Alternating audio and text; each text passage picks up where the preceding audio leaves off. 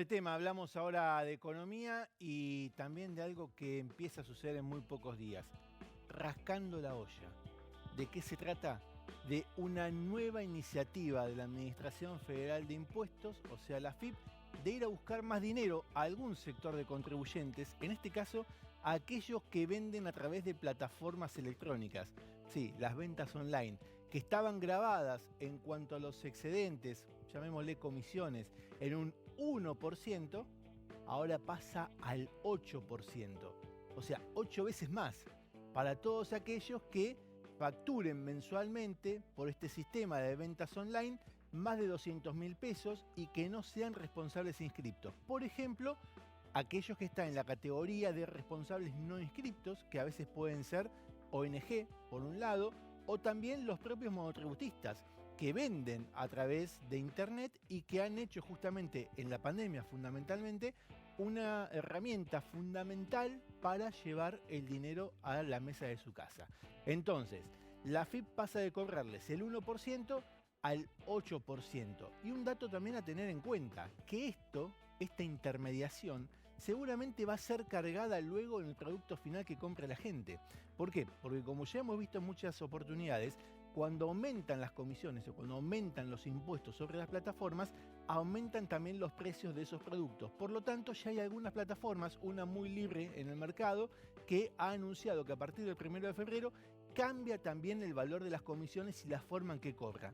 Así que téngalo en cuenta, señor, señora, si usted es asiduo cliente de plataformas, va a encontrar alguna modificación seguramente dentro de muy poquitos días. No le eche la culpa al comerciante, échele también un poquito la culpa al recaudador, al que rasca la olla. Cambiamos de tema y vamos a hablar ahora de algo que ya nos contaba Braulio hace algunos segundos con esta noticia que tiene que ver con la Argentina, con Brasil, con una moneda común con el Brasil y, ¿por qué no?, esta complementariedad o asimetrías.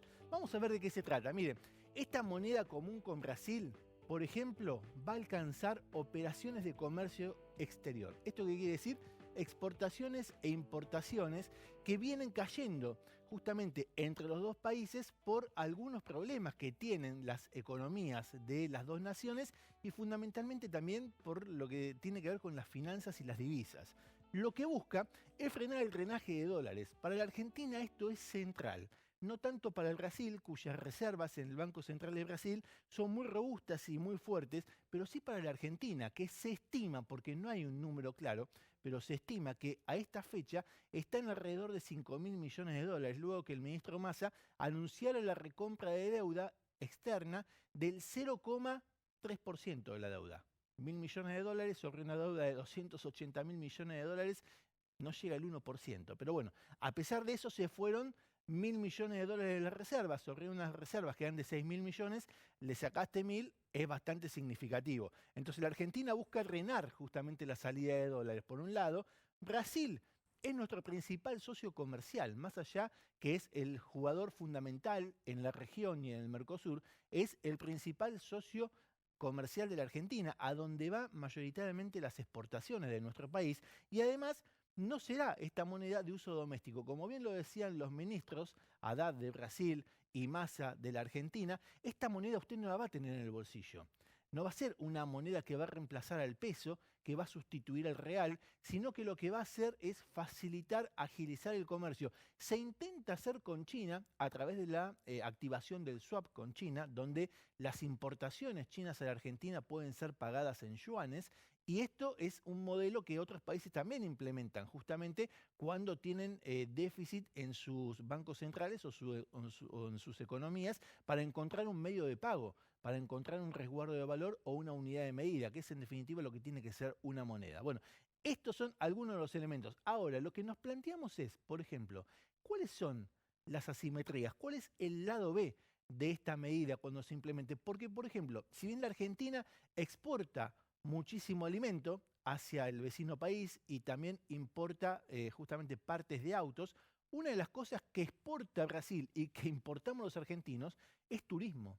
Muchos argentinos van a vacacionar a Brasil. Para Brasil esto es una generación de divisas. Entonces, la pregunta es, ¿el turismo será alcanzado por esta moneda? ¿Va a ser factible utilizar esa SUR, como se llama, como se la denomina, como se la ha dado en mención en estos últimos días para operaciones de turismo? Es una pregunta que va a llegar seguramente dentro de muy pocos días también, porque los operadores turísticos y fundamentalmente las cámaras vinculadas al turismo ya se la van a empezar a formular de inmediato. Y más que nada en Brasil, donde, como decíamos, el turismo es generador neto de divisas para la economía brasileña. Otro tema, para Brasil es fuente importante de divisas, pero además, ¿dónde queda la inflación? ¿Por qué? Porque Brasil, en sus momentos más complicados, ha tenido 10, 12% de inflación.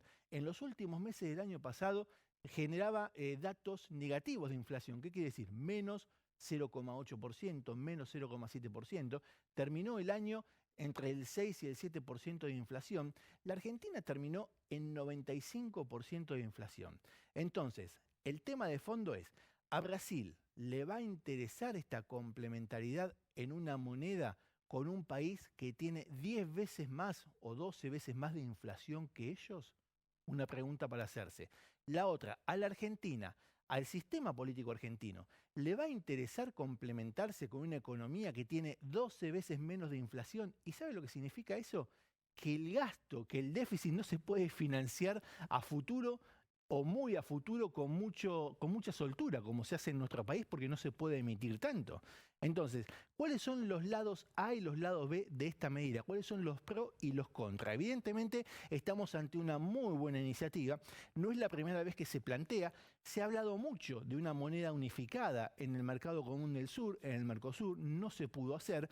El euro es un ejemplo de que se pueden ordenar las economías, se pueden alinear. Por supuesto que tuvo su proceso, tuvo sus años para la implementación y fundamentalmente tiene que también haber medidas y políticas económicas que sean concordantes, que confluyan en un mismo punto. Hasta aquí son muchas de las cosas que faltan por resolver en esta historia de la SUR, la nueva moneda entre Brasil y la Argentina.